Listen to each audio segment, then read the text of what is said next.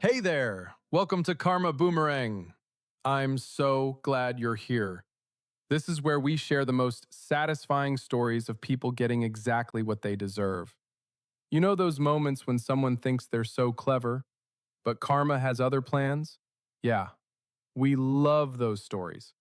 If you enjoy watching justice served with a side of sweet satisfaction, you're going to love it here. Hit subscribe and let's dive into today's incredible story together. My own son threw me out of my house for his gold-digging wife.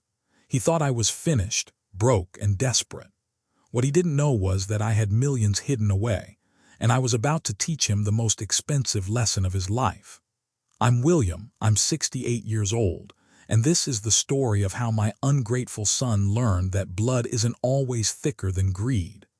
Before we continue, please subscribe to the channel and let us know where you're listening in the comments. You know, when you spend 45 years building something from nothing, you think your family will respect that. You think the people you love most will understand the sacrifices you made for them. But sometimes, the people closest to you are the ones who hurt you the deepest. This is one of those stories that'll make you question everything you thought you knew about family loyalty. It all started on a cold Tuesday morning in November when my son Michael showed up at my front door with his new wife, Brittany, and a folder full of legal documents. I should have seen this coming. The warning signs had been there for months, ever since Michael married this woman who was 23 years younger than him and had dollar signs in her eyes every time she looked around my house. But I was a fool. I thought family meant something. I thought the house where Michael grew up, where his mother and I raised him, where we celebrated every birthday and Christmas for 30 years, would mean something to him. I was wrong. Michael had always been my pride and joy. After his mother died 5 years ago from cancer, he was all I had left. He'd been through a rough divorce with his first wife, lost half his assets, and was struggling financially. When he met Brittany at some conference in Vegas, I thought maybe he'd found happiness again. She was beautiful, charming, and seemed to make him smile for the first time in years. I should have looked deeper. I should have seen what she really was.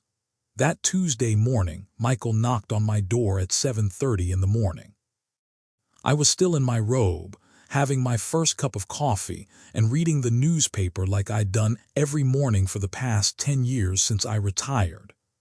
"Dad, we need to talk," Michael said, walking past me into the living room without waiting for an invitation. Brittany followed behind him, wearing a designer coat that probably cost more than most people make in a month. She gave me one of those fake smiles that never reached her eyes. "Good morning, William," she said in that sweet voice that always made my skin crawl. I knew she was putting on an act, but I'd never been able to prove it. Around Michael, she was the perfect wife.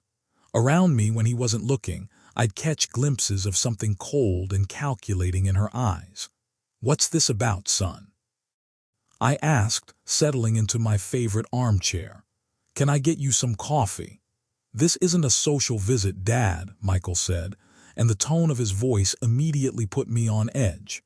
He sat down across from me, and Brittany perched on the arm of his chair like some exotic bird. "Been talking, and we've made a decision about the house." "What decision?" I asked, though I had a sinking feeling I already knew where this was going. Michael opened the folder and pulled out a stack of papers. "Dad, you're 68 years old. This house is way too big for you. The maintenance costs are enormous. The property taxes are killing you, and let's be honest, you're not getting any younger. It's time to downsize." I looked at the papers he was holding and saw the letterhead of a real estate company. "You want to sell the house?" "It's not just what we want, Dad. It's what makes sense," Brittany chimed in, her voice dripping with false concern.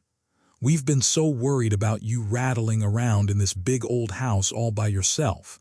What if something happened to you? What if you fell down the stairs?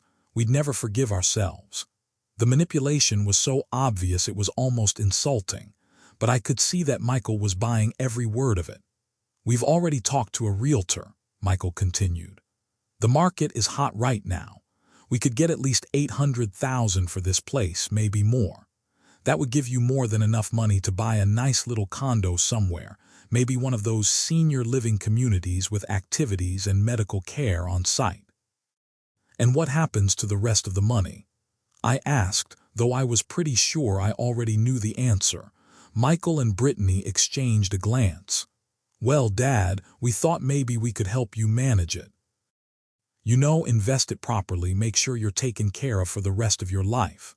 We've been looking at some investment opportunities, Brittany added. Michael's got some amazing business connections now. We could probably double your money within a few years. There it was, the real reason for this visit. They didn't want to sell the house to take care of me. They wanted to sell it to get their hands on the money. I don't want to sell the house, I said firmly. Michael, this is your childhood home. This is where your mother and I built our life together. This is where we brought you home from the hospital. This is where— Dad, stop, Michael interrupted, his voice getting harder.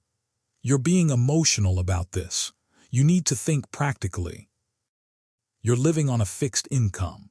Social Security and your pension barely cover your expenses. You're house poor, and it's only going to get worse as you get older. House poor, that's what he thought, if only he knew the truth. I'm managing just fine, I said. I don't need your help. Really? Brittany said, her mask starting to slip. Because from where I'm sitting, it looks like you're barely keeping your head above water. When's the last time you updated anything in this house? The kitchen is from the 1980s. The bathrooms need to be completely redone. And don't even get me started on that ancient furnace in the basement. She was right about the house needing updates. I'd been putting off renovations for years, not because I couldn't afford them, but because I'd gotten comfortable with the way things were. After my wife died, I just didn't see the point in changing anything. Everything in the house reminded me of her, and I wasn't ready to let go of those memories. The house is fine, I said. It's paid for, it's solid, and it's mine. Dad, be reasonable, Michael said, leaning forward. You're being stubborn about this. We're trying to help you. I said no. The room fell silent for a moment. I could see Michael's jaw tightening, and Brittany's fake smile was completely gone now. This wasn't going the way they'd planned. Okay, Dad, Michael said finally, standing up. I didn't want to have to do this, but you're forcing my hand. He pulled another set of papers from the folder. I've been talking to a lawyer about having you declared incompetent. The words hit me like a physical blow. What? You're not thinking clearly, Dad. You're making poor financial decisions. You're isolated, you're stubborn, and you're not taking care of yourself properly. A judge might agree that you need someone to help you manage your affairs. You're threatening me. I couldn't believe what I was hearing. This was my son, the boy I'd taught to ride a bike, the kid I'd spent countless hours helping with homework, the young man I'd been so proud of when he graduated college. It's not a threat, Dad. It's a reality check. Either you agree to sell the house voluntarily, or we'll have to explore other options. Brittany stood up and smoothed down her designer dress. William, we're not the bad guys here. We're trying to do what's best for everyone. You'll be so much happier in a nice retirement community where you can make friends and have people looking out for you. And you'll be so much richer with $800,000 in your pockets, I said. The pretense dropped completely. Michael's face turned red and Brittany's eyes flashed with anger. You know what, Dad? Michael said, his voice rising. Maybe you are losing it because a rational person would see that we're trying to help. A rational person would be grateful that their family cares enough to look out for them. Get out, I said quietly. What? I said get out of my house, both of you. Dad, get out. I stood up, my whole body shaking with rage and betrayal. Get out of my house and don't come back until you're ready to apologize for what you just said to me. Michael stared at me for a long moment, and I could see the internal struggle on his face. For just a second, I thought maybe he'd come to his senses. Maybe he'd realize what he was doing to his own father. But then Brittany put her hand on his arm. Come on, honey, she said. There's no reasoning with him when he's like this. Maybe he'll think about it and call us when he's ready to be more cooperative. They walked toward the door, and Michael turned back one more time. Dad, I'm giving you 1 week to think about this. If you don't call me by next Tuesday with an answer, I'm filing the incompetency petition. Don't bother, I said. You've made your choice. Now live with it. After they left, I sat in my living room for hours, staring at the walls and trying to process what had just happened. My own son had just threatened to have me declared mentally incompetent so he could steal my house. The house where his mother had died in my arms. The house where we'd celebrated his every achievement and comforted him through every failure.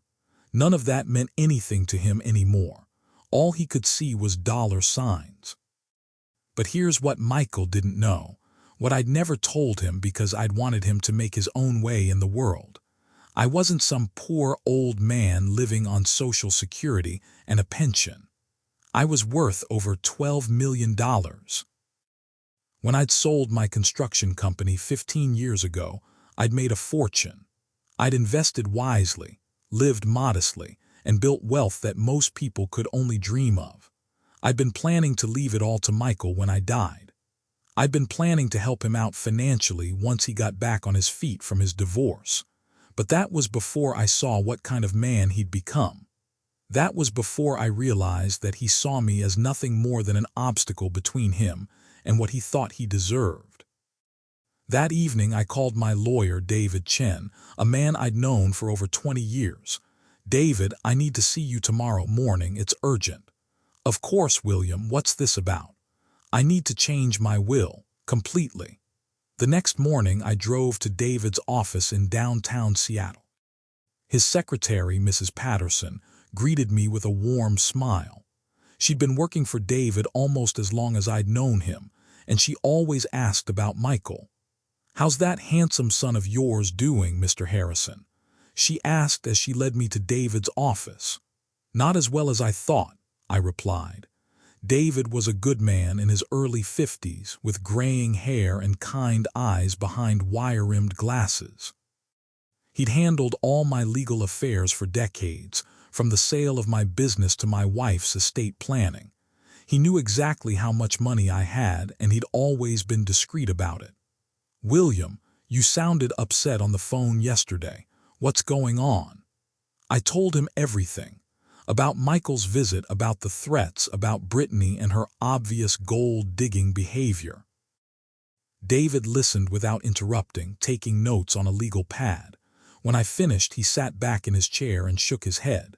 "I'm sorry, William. I know how much Michael means to you. He's not the man I raised," I said. "I don't know what happened to him, but the son I knew would never have threatened his own father like that. What do you want to do about your will?" "I want to leave him $1.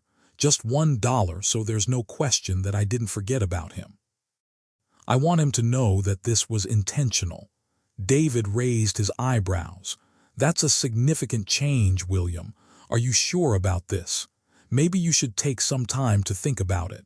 Emotions are running high right now." "I've never been more sure of anything in my life," I said. "But I don't want him to know about the change until after I'm gone. I want it to be a surprise. What about the rest of your estate? $12 million is a lot of money to redirect. I've been thinking about that all night.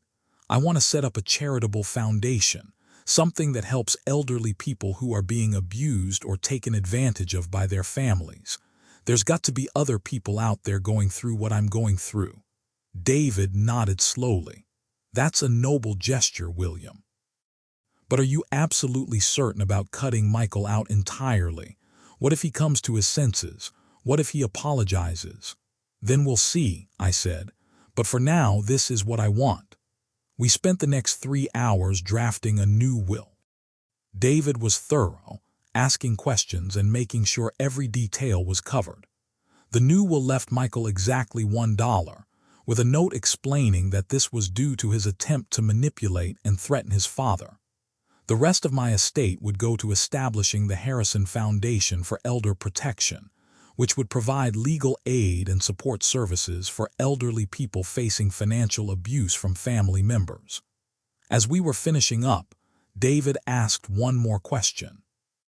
William, what if Michael follows through on his threat? What if he actually tries to have you declared incompetent? I smiled for the first time since this whole thing started. Let him try. I've got something he doesn't know about. What's that? I've been seeing Dr. Patricia Williams, a geriatrician, for the past 5 years. Every 6 months, I get a complete physical and cognitive assessment. My last evaluation was just 2 months ago, and Dr. Williams declared me to be in excellent physical and mental health for a man my age. I have documented proof that I'm completely competent. David laughed. You've been planning ahead. 45 years of running a business teaches you to always have a backup plan, I said. That afternoon, I went home and did something I hadn't done in years. I really looked at my house, trying to see it through someone else's eyes. Brittany was right about one thing: it did need updating. The kitchen was outdated, the bathrooms were showing their age, and the whole place could use a fresh coat of paint. But you know what? It was still solid, it was still beautiful, and it was still mine. I walked through every room, remembering all the good times my wife and I had shared here. Michael's first steps in the living room, Christmas mornings around the tree, birthday parties in the backyard, family dinners around the old oak table that my wife had found at an antique shop 30 years ago. This house wasn't just a building. It was a repository of memories, a testament to a life well lived, a symbol of everything I'd worked for and everything I'd achieved. And Michael wanted to sell it so he could fund his new wife's shopping habits. Over the next few days, I waited to see if Michael would call. Part of me hoped that he'd come to his senses, that he'd realize what he was asking me to give up. But the phone never rang. Instead, on Friday morning, I got a visit from someone unexpected. I was in my garden tending to the roses that my wife had planted years ago when a black sedan pulled into my driveway. A woman in her 30s got out, wearing a professional-looking suit and carrying a briefcase. "Mr. Harrison," she called out as she approached. "Yes. My name is Sandra Mitchell. I'm a social worker with Adult Protective Services. I understand there are some concerns about your living situation." My blood ran cold. What kind of concerns? "I received a call from your son, Michael Harrison. He's worried about your mental health and your ability to care for yourself. He's asked us to do a welfare check." I couldn't believe it. Michael had actually called social services on me, his own father. "There's nothing wrong with my mental health," I said, trying to keep my voice calm. "I'm perfectly capable of taking care of myself." "I'm sure you are, Mr. Harrison. This is just routine. Would it be okay if I came inside and we talked for a few minutes?" I led Sandra into my living room, the same room where Michael had threatened me just a few days earlier. She sat down and pulled out a notepad. "Mr. Harrison, can you tell me what day it is?" "It's Friday, November 15th, 2023. "And who's the current president?" "Joe Biden." "Can you tell me your address and phone number?" I rattled off both without hesitation. Sandra made notes and nodded. "Your son mentioned that you're having some financial difficulties. He said you're struggling to maintain this house and that you've been resistant to getting help." "My son is misinformed," I said. "I'm not having any financial difficulties. I own this house outright, I have no debts, and I'm perfectly capable of maintaining my property. He also mentioned that you've been isolated, that you don't have many social connections." "I have friends," I said. "I volunteer at the library twice a week. I have lunch with my neighbor, Mrs. Chen, every Sunday. I'm a member of the Rotary Club. I'm not isolated." Sandra spent another 20 minutes asking questions and looking around the house. She checked my refrigerator to make sure I had food, looked at my medications to see if I was taking them properly, and asked about my daily routine. Finally, she closed her notepad.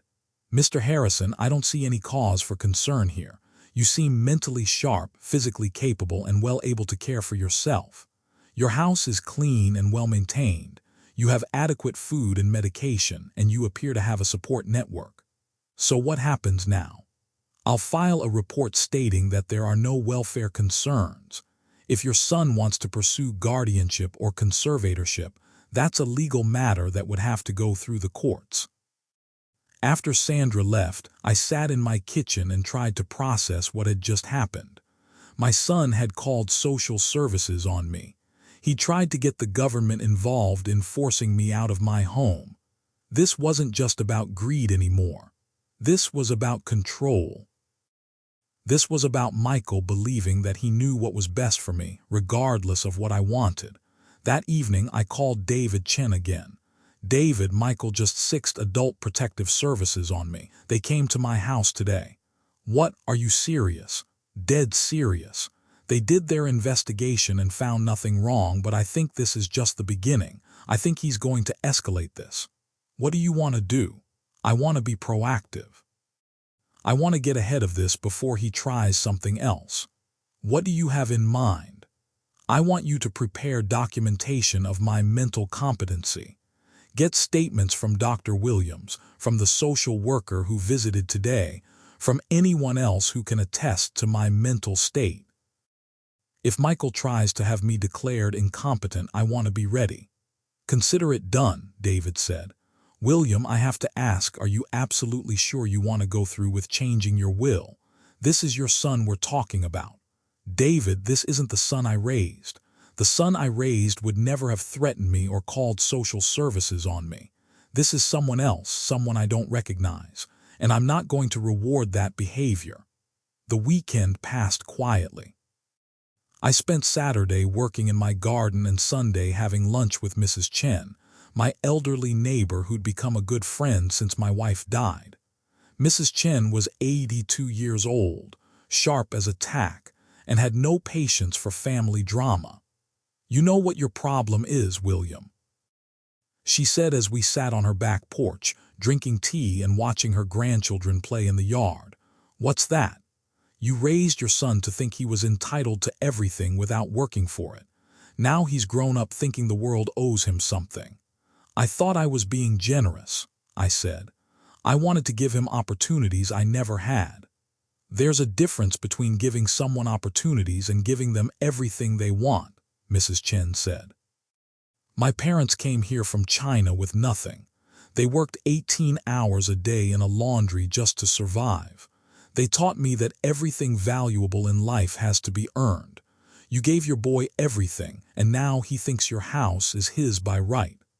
Maybe you're right, I said. Maybe I should have been harder on him. It's not too late to teach him a lesson, Mrs. Chen said with a mischievous smile. Sometimes the best thing you can do for someone is let them fail. Monday morning brought another surprise. I was reading the newspaper when my doorbell rang. This time it was a man in an expensive suit carrying an official-looking envelope. William Harrison. Yes, you're being served. He handed me the envelope and walked away without another word.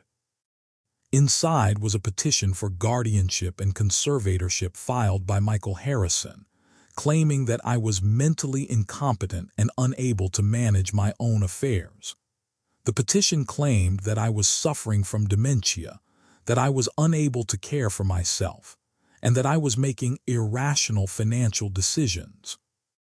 It asked the court to appoint Michael as my legal guardian with full authority over my personal and financial affairs. I read through the entire document twice, my anger growing with every word. This wasn't just about the house anymore. Michael was trying to take control of my entire life. He wanted the legal authority to make every decision for me, from where I lived to how I spent my money to what medical care I received. If this petition was successful, I would essentially become a prisoner in my own life, with my son holding all the keys. I called David immediately. I just got served with a guardianship petition. I'll be right over, David said. An hour later, David was sitting at my kitchen table, reading through the petition with a grim expression on his face. This is serious, William. If Michael can convince a judge that you're incompetent, you could lose control of everything. What kind of evidence would he need? Typically, they'd need medical testimony, witness statements, examples of poor decision-making or dangerous behavior. The fact that Adult Protective Services found no concerns will help, but Michael's going to argue that you're good at hiding your problems. What's our next step? We fight back, hard. We get Dr. Williams to testify about your mental competency. We get character witnesses. We document your daily activities, your financial management, your social connections. We show the court that you're not just competent, but that this petition is malicious. How long do we have? The hearing is scheduled for 3 weeks from now. That gives us time to prepare, but we need to move quickly. David spent the rest of the afternoon outlining our defense strategy. We would gather medical evidence, witness testimony, and documentation of my daily life to prove that I was fully competent. We would also investigate Michael's motives, showing that this wasn't about my welfare but about his desire to control my assets. "There's one more thing we should consider," David said as he was packing up his papers. "What's that?" "A restraining order. Michael's harassment and threats could be considered elder abuse. We could ask the court to prohibit him from contacting you or coming to your property." I thought about it for a moment. Part of me didn't want to escalate things that far. Despite everything, Michael was still my son. But another part of me was tired of being threatened and manipulated. "Do it," I said. "File for the restraining order." That evening, I sat in my living room and looked around at everything I'd built over the course of my lifetime. The furniture my wife and I had chosen together, the photographs of family vacations and holidays, the books I'd collected over the years, the artwork we'd bought from local artists. This wasn't just a house. This was my life, my history, my legacy, and I'd be damned if I was going to let my ungrateful son take it away from me. I pulled out a piece of paper and started writing a letter. Not to Michael, I had nothing left to say to him, but to myself as a reminder of why I was fighting this battle. I am William Harrison. I am 68 years old. I built a successful business from nothing. I was married to the love of my life for 38 years. I raised a son who I thought would make me proud. I am not senile. I am not incompetent. I am not a victim. I am a man who worked hard his entire life to build something meaningful, and I will not let anyone take that away from me, even if that someone is my own flesh and blood. I folded the letter and put it in my wallet. Whenever I started to doubt myself or feel sorry for what I was about to do to Michael, I would read it and remember why this fight was necessary. The next morning, I started implementing David's strategy. I called Dr. Williams and scheduled an appointment for a comprehensive cognitive evaluation. I contacted the social worker who had visited my house and asked her to provide a written statement about her findings. I reached out to friends and acquaintances who could testify about my mental sharpness and daily functioning. I also did something else that David had suggested. I started keeping a daily journal, documenting my activities, thoughts, and interactions. This would serve as evidence that I was mentally organized and capable of complex thinking. Each day, I wrote detailed entries about what I did, who I talked to, what I read, and what I was thinking about. I wrote about my volunteer work at the library, where I helped elderly patrons use the computers and research their family histories. I wrote about my weekly grocery shopping trips, where I carefully planned meals and managed my household budget. I wrote about my investment portfolio, which I monitored and adjusted based on market conditions. I wrote about the books I was reading, the documentaries I was watching, and the conversations I was having with friends. After a week of documentation, it was clear that my days were full of purposeful, organized activities that required significant mental capacity. I wasn't sitting around in a fog of confusion. I was living a rich, engaged life that demonstrated clear thinking and good judgment. Dr. Williams' cognitive evaluation was scheduled for the following Monday. I arrived at her office early, nervous but confident. Dr. Williams was a woman in her 50s who specialized in geriatric medicine. She'd been my doctor for 5 years and she knew me well. "William, I understand you're facing some legal challenges," she said as we sat down in her office. "I want you to know that I'm happy to provide whatever medical testimony you need." "I appreciate that, Dr. Williams, but I want you to be completely honest in your evaluation. If you find any signs of cognitive decline, I need to know about it." "Of course. That's what I'm here for." The evaluation took over 2 hours. Dr. Williams tested my memory, both short-term and long-term. She asked me to perform complex mental calculations. She tested my reasoning abilities with logic puzzles. She assessed my judgment by presenting hypothetical scenarios and asking how I would handle them. She tested my knowledge of current events, my ability to plan and organize tasks, and my understanding of financial concepts. When we were finished, Dr. Williams sat back and smiled. "William, I have to say, your cognitive function is excellent for a man your age. Actually, it's excellent for a man of any age. Your memory is sharp, your reasoning is clear, and your judgment is sound. I see absolutely no signs of dementia, confusion, or cognitive impairment. What about my son's claims that I'm making irrational decisions? Based on what you've told me about the situation, your decisions seem entirely rational. You don't want to sell your home, which has significant emotional and financial value. You don't want to be manipulated by family members who seem more interested in your money than your welfare. Those aren't signs of impaired judgment. Those are signs of wisdom." Dr. Williams agreed to provide written testimony for the court hearing. She also suggested that I get a second opinion from a neuropsychologist, just to have additional evidence of my competency. The neuropsychological evaluation was even more comprehensive. Dr. Marcus Rodriguez put me through a battery of tests that lasted nearly 4 hours. He tested everything from my attention span to my problem-solving abilities to my emotional regulation. At the end of the evaluation, Dr. Rodriguez was just as definitive as Dr. Williams had been. "Mr. Harrison, your cognitive function is in the superior range for your age group. I see no evidence of any neurological or psychological impairment that would affect your decision-making capacity." With the medical evidence in hand, David and I turned our attention to gathering character witnesses. Mrs. Chen agreed to testify about my daily functioning and mental sharpness. The head librarian at the downtown branch, where I volunteered, provided a statement about my reliability and cognitive abilities. My financial advisor wrote a letter describing my sophisticated understanding of investment strategies. My longtime mechanic testified that I was completely competent in managing my vehicle maintenance and understanding complex automotive issues.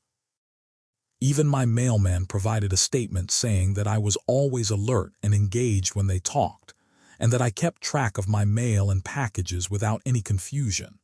By the time we were done, we had created a comprehensive picture of a man who was not only competent but exceptionally sharp for his age.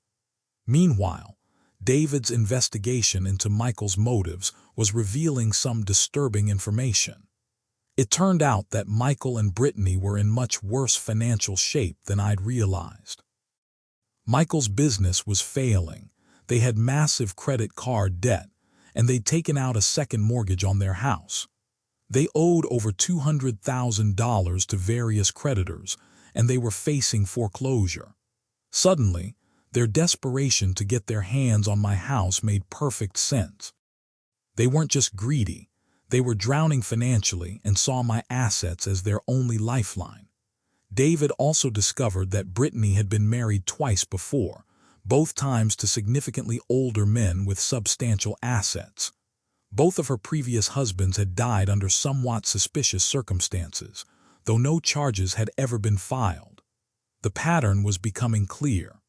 Brittany was a professional gold digger who targeted vulnerable older men, and now she'd set her sights on my family's wealth. 2 days before the court hearing, something happened that changed everything. I was working in my garden when Mrs. Chen came running over from her house, looking frantic. "William, William, you need to see this." She was holding her tablet computer, and on the screen was a video that made my blood run cold. It was Brittany, standing in what looked like a hotel room, talking to someone off camera. The video quality wasn't great, but the audio was crystal clear. "The old man is being more stubborn than we expected," Brittany was saying. "But don't worry, once Michael gets guardianship, we'll have complete control. We can sell the house immediately, liquidate all his assets, and transfer everything to our accounts. The beauty of it is that once he's declared incompetent, there's nothing he can do about it." The voice off camera responded, "What if he fights back? What if he has good lawyers?" "He's 68 years old and living alone," Brittany laughed. "Who's going to believe him over us? We'll just say he's confused and paranoid. We'll say his memory is going and he's making up stories. By the time we're done with him, he'll be lucky if they don't put him in a nursing home." The video continued for several more minutes, with Brittany detailing their plan to strip me of everything I'd worked for my entire life. She talked about selling my house to pay their debts, using my investment accounts to fund their lifestyle, and eventually moving me into the cheapest nursing home they could find. "Where did you get this?" I asked Mrs. Chen. "My granddaughter sent it to me," she said. "She works at the hotel where this was filmed." Apparently, Brittany didn't realize that the hotel has security cameras in all the rooms, and some of the staff recognized her from previous visits. They've been suspicious of her for a while. This was the smoking gun we needed. Brittany had essentially confessed to conspiracy to commit elder abuse and fraud, and we had it on video. David was ecstatic when I showed him the recording. "This is incredible, William. This proves that the guardianship petition is malicious and fraudulent. No judge is going to grant guardianship after seeing this."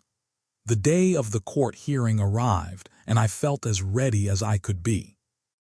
David and I arrived at the courthouse early, and I was surprised by how many people had come to support me. Mrs. Chen was there, along with several other neighbors. The librarian had taken time off work to attend. Even my old business partner, who I hadn't seen in years, had driven down from Vancouver to be there. Michael and Brittany arrived with their lawyer, a sleazy-looking man in an expensive suit who specialized in elder law. Michael looked terrible. He'd lost weight, his hair was disheveled, and he had dark circles under his eyes. The stress of their financial situation was clearly taking its toll. Brittany, on the other hand, looked like she was attending a social event. She was dressed to the nines in designer clothes and jewelry, acting like this was all just a minor inconvenience. The hearing began with Michael's lawyer presenting their case. He painted a picture of a confused, isolated old man who was unable to make rational decisions about his welfare. He claimed that I was living in dangerous conditions, that I was financially irresponsible, and that I was resistant to help because I didn't understand my own limitations. "Your Honor," Michael's lawyer said, "Mr. Harrison is a proud man who doesn't want to admit that he needs help, but pride can be dangerous when it prevents someone from accepting necessary care. Mr. Harrison's son is only trying to ensure his father's safety and well-being." Then it was our turn. David systematically destroyed their arguments with medical evidence, witness testimony, and documentation of my daily life. Dr. Williams testified about my excellent cognitive function. Dr. Rodriguez confirmed that I showed no signs of neurological impairment. The social worker who had investigated the welfare complaint testified that she found no concerns about my ability to care for myself. One by one, my character witnesses took the stand and painted a picture of a sharp, engaged, capable man who was living independently and managing his affairs responsibly. Mrs. Chen was particularly effective, describing our weekly lunches and how I helped her with various tasks around her house. "Your Honor," she said in her firm, no-nonsense voice, "William Harrison is one of the sharpest people I know. He helps me with my computer, he advises me on financial matters, and he's always the first person to offer help when someone in the neighborhood needs it. If this man is incompetent, then I'm the Queen of England." The judge was clearly impressed by the weight of evidence in my favor. Michael's case was falling apart, and his lawyer was starting to look desperate. That's when David played our trump card. "Your Honor, I'd like to present video evidence that goes directly to the motivation behind this guardianship petition." The courtroom fell silent as David played Brittany's hotel room confession. You could hear a pin drop as her voice filled the room, detailing their plan to strip me of my assets and dump me in a nursing home. Michael's face went white as he heard his wife's words. He stared at her in apparent shock, as if he was hearing this plan for the first time. Brittany, for her part, looked like she wanted to disappear into the floor. The judge's expression grew darker with every word of the recording. When it finished, he looked directly at Michael and Brittany with obvious disgust. "Counselor," the judge said to Michael's lawyer, "I suggest you advise your clients that they may want to consult with criminal defense attorneys. What I just heard sounds like conspiracy to commit elder abuse and fraud." Michael's lawyer was scrambling to respond when the judge cut him off. "I've heard enough. This petition is not only denied, it's dismissed with prejudice. Mr. Harrison, I apologize that you've had to endure this attempt to manipulate the legal system. You are clearly a competent individual who has every right to make his own decisions about his life and property." The judge wasn't finished. He turned his attention back to Michael and Brittany with a stern expression that could have frozen hell over. "Furthermore, I'm issuing a restraining order prohibiting both Mr. Michael Harrison and Mrs. Brittany Harrison from contacting Mr. William Harrison or coming within 500 feet of his property. Any violation of this order will result in immediate arrest." The gavel came down with a sharp crack that echoed through the silent courtroom. It was over. Michael sat slumped in his chair, staring at his hands. The weight of what his wife had planned, what he had unknowingly been part of, seemed to be crushing him. Brittany, on the other hand, was whispering furiously with their lawyer, probably trying to figure out how to minimize the criminal charges she was about to face. As we left the courthouse, David couldn't stop grinning. "William, that was one of the most satisfying legal victories I've ever been part of. You didn't just win, you absolutely demolished their case. I should have felt victorious. I should have felt vindicated, and part of me did, but another part of me felt hollow. I had just destroyed my relationship with my son forever, and even though he had brought it on himself, it still hurt more than I could have imagined." Mrs. Chen seemed to sense my mixed emotions. As we stood on the courthouse steps, she put her hand on my arm and said, "You did the right thing, William. Sometimes the most loving thing you can do for someone is refuse to enable their bad behavior." Over the next few weeks, the legal consequences for Michael and Brittany began to unfold. The district attorney's office decided to press charges based on the video evidence and the fraudulent guardianship petition. Brittany was charged with conspiracy to commit elder abuse, attempted fraud, and filing false legal documents. Michael was charged as an accessory, though his charges were less severe because the prosecutor believed he had been manipulated by his wife. The local news picked up the story, and it became a cautionary tale about elder abuse and the importance of protecting seniors from predatory family members. I found myself being interviewed by reporters and advocacy groups, sharing my story to help other elderly people who might be facing similar situations. 3 months after the court hearing, I got a letter in the mail that surprised me. It was from Michael, postmarked from a county jail in Oregon.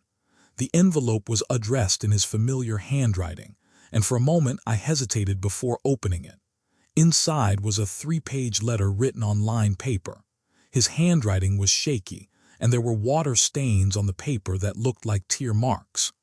"Dad," the letter began, "I know I have no right to ask for your forgiveness after what I put you through. I know I've destroyed our relationship and broken your heart, but I need you to know the truth about what happened, even if it doesn't change anything between us. I was never part of Brittany's plan to manipulate you or steal your money. I swear to you on Mom's grave that I had no idea she was planning to dump you in a nursing home or liquidate all your assets. I thought we were genuinely trying to help you by getting you into a smaller, more manageable living situation. I know that sounds naive, and maybe it was, but I believed her when she said she was worried about your safety and well-being. The truth is, Dad, I was desperate. My business was failing. We were drowning in debt, and I was terrified of losing everything. When Brittany suggested that selling your house could solve both our problems and help you at the same time, I wanted to believe it was a win-win situation. I wanted to believe that I wasn't being selfish, that I was actually doing the right thing for you. But deep down, I think I knew better. I think I knew that you were perfectly capable of taking care of yourself and making your own decisions. I think I knew that what we were asking you to do was wrong, but I was so scared and so desperate that I convinced myself otherwise. I convinced myself that I knew what was best for you, even when you were telling me clearly that you didn't want our help. I'm writing this letter from jail, Dad. Brittany and I are getting divorced. It turns out that everything you suspected about her was true. She had been planning to leave me as soon as we got control of your money. She had already been in contact with a divorce lawyer and had plans to disappear with half of everything we stole from you. I was just a tool she was using to get to your assets. The police investigation revealed that she had done this before, to her previous husbands, and to several other elderly men she had targeted over the years. She's a professional con artist, and I was too blind and too desperate to see it. I know this doesn't excuse what I did to you. I know that my desperation doesn't justify threatening you or trying to have you declared incompetent. I know that I betrayed your trust and broke your heart, and I will have to live with that for the rest of my life. I'm not writing this letter to ask for your forgiveness because I don't deserve it. I'm writing it because I want you to know that I'm sorry. I'm sorry for threatening you. I'm sorry for calling social services on you. I'm sorry for filing that guardianship petition. I'm sorry for choosing my wife over my father. I'm sorry for being so blinded by greed and desperation that I forgot who you are and what you mean to me. You are the strongest, smartest, most capable man I've ever known. You built a successful business from nothing. You provided for our family for decades. You took care of Mom through her illness with more grace and strength than I could ever manage. You've been a good father and a good man, and you deserved so much better from me. I know that our relationship is probably over forever, and I understand why. I know that you've probably changed your will and that I won't inherit anything when you die. I know that I've lost the right to call you my father. But I want you to know that I love you, and I'm proud to be your son, even if you can't be proud of me anymore. When I get out of jail, I'm going to try to rebuild my life and become the kind of man you raised me to be. I'm going to try to honor your memory by being better, by working hard, by treating people with respect and dignity. I know it's too late to repair the damage I've done to us, but maybe it's not too late to repair the damage I've done to myself. Take care of yourself, Dad. I hope you're happy and healthy and surrounded by people who appreciate you for the amazing man you are. Love, Michael. I read the letter 3 times before I set it down on my kitchen table. My emotions were all over the place. Part of me was angry that he was trying to shift blame onto Brittany. Part of me was sad that it had taken losing everything for him to see clearly. And part of me the part that remembered teaching him to ride a bike and helping him with homework, still loved the boy he used to be. I called David and read him the letter over the phone. "What do you think, William? Do you believe him?" "I think he's telling the truth about not knowing the full extent of Brittany's plan," I said. "But I also think he's trying to minimize his own responsibility. He knew what he was doing was wrong, even if he didn't know how wrong. Are you going to respond to the letter?" "I don't know," I said honestly. "Part of me wants to, but I'm not sure what I would say." That evening, I sat in my living room and thought about everything that had happened over the past year. Michael had been sentenced to 18 months in jail for his role in the scheme. Brittany had been sentenced to 5 years for elder abuse and fraud, and she was facing additional charges in 2 other states for similar crimes. Their house had been foreclosed on, and all of their assets had been seized to pay their debts and legal fees. Michael had lost everything: his wife, his business, his freedom, and his father. In a way, he had gotten exactly what he deserved. But knowing that didn't make me feel any better about it. I spent the next few weeks thinking about the letter and what, if anything, I wanted to do about it. I talked to Mrs. Chen, who listened patiently as I wrestled with my feelings. "You know what I think," she said one Sunday afternoon as we sat on my back porch. "I think forgiveness isn't about him. It's about you. It's about whether you want to carry this anger and hurt for the rest of your life, or whether you want to let it go and find some peace. But if I forgive him, doesn't that mean I'm excusing what he did?" "Not at all," Mrs. Chen said. "You can forgive someone and still hold them accountable for their actions. You can forgive someone and still protect yourself from being hurt by them again. Forgiveness doesn't mean you have to trust him or have a relationship with him. It just means you're choosing not to let his actions poison the rest of your life." A month later, I made a decision. I wrote a letter back to Michael. It was much shorter than his letter to me, but it said what I needed to say. "Michael, I received your letter and I appreciate your apology. I believe that you're sorry for what happened, and I believe that you were manipulated by your wife. But I also believe that you made choices that hurt me deeply, and those choices have consequences that can't be undone. I forgive you because carrying anger and resentment hurts me more than it hurts you. But forgiveness doesn't mean that our relationship can go back to the way it was. You broke my trust, and trust, once broken, is nearly impossible to repair. I hope that you use your time in jail to reflect on the kind of man you want to be. I hope that, when you get out, you build a life based on honesty, hard work, and respect for others. I hope that you find happiness and peace. But I also hope you understand that you will have to find those things without me. I wish you well, but our relationship as father and son ended the day you threatened to have me declared incompetent. That's a choice you made, and it's a consequence you'll have to live with. Dad," I mailed the letter and felt a weight lift off my shoulders. I had said what I needed to say, and now I could move forward with my life. 6 months later, I did something that surprised even me. I started dating again. Her name was Elena, and she was a volunteer at the library where I worked. She was 72 years old, a retired teacher, and had been widowed for 3 years. We started having coffee together after our volunteer shifts, and gradually our friendship developed into something more. Elena was everything that Brittany wasn't. She was genuine, kind, intelligent, and completely uninterested in my money. In fact, she had her own substantial savings from her teaching career and her late husband's life insurance. She didn't need anything from me except companionship and affection. On my 70th birthday, Elena threw me a surprise party at the library. All of my friends were there: Mrs. Chen, my fellow volunteers, my old business associates, even David and his wife. As I looked around the room at all the people who cared about me, I realized that I had built a new family of choice to replace the biological family that had failed me. Michael was released from jail 8 months early for good behavior. I heard about it through David, who kept track of these things.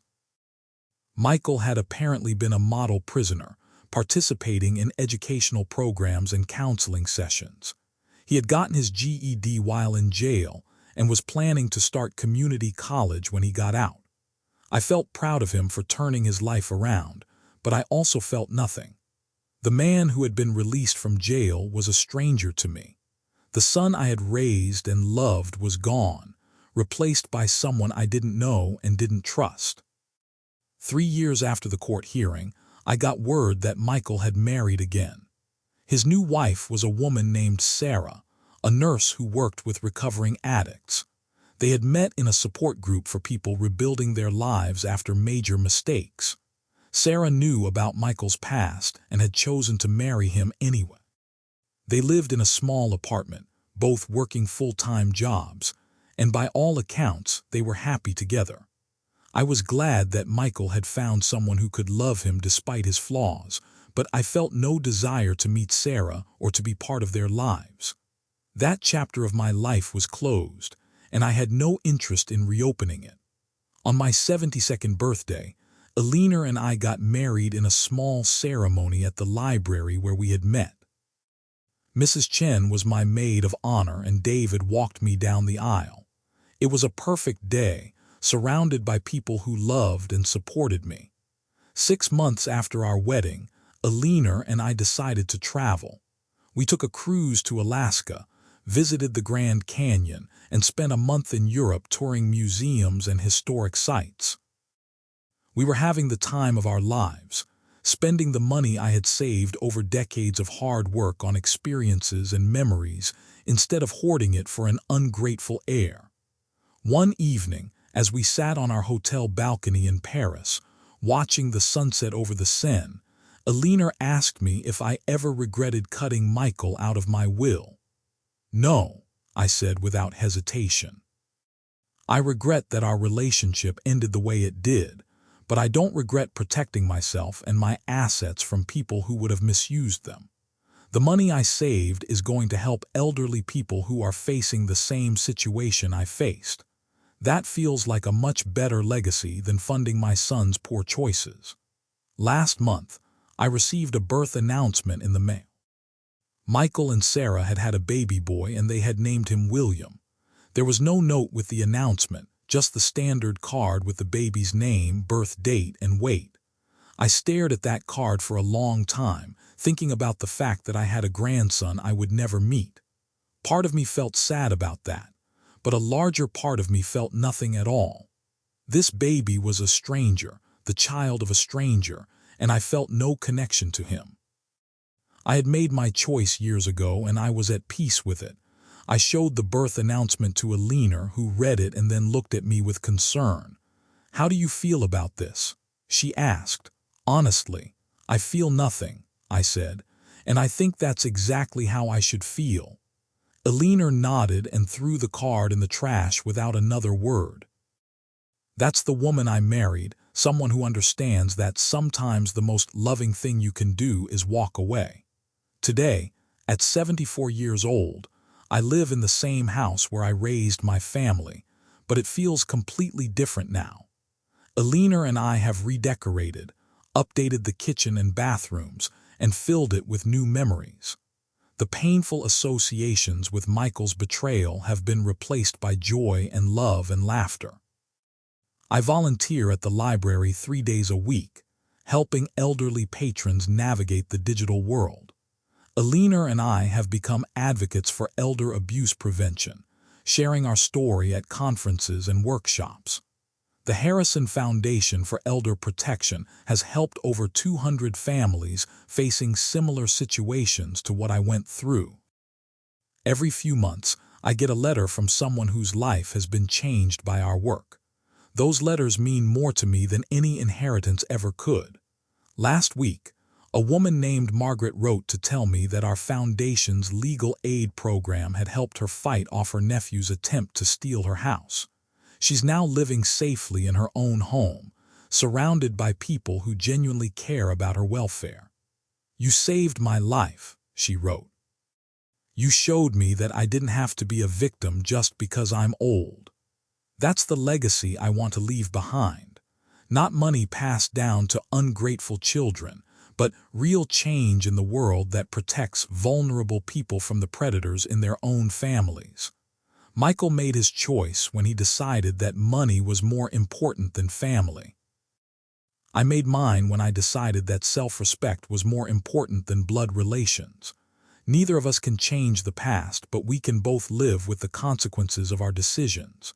He lost a father and an inheritance. I lost a son but gained my dignity, my freedom, and a new family that truly loves me. In the end, I think I got the better deal. If you enjoyed this story, please like this video. Subscribe to our channel and share your thoughts about this story in the comments below. For more incredible stories like this one, click on the recommended video on your screen.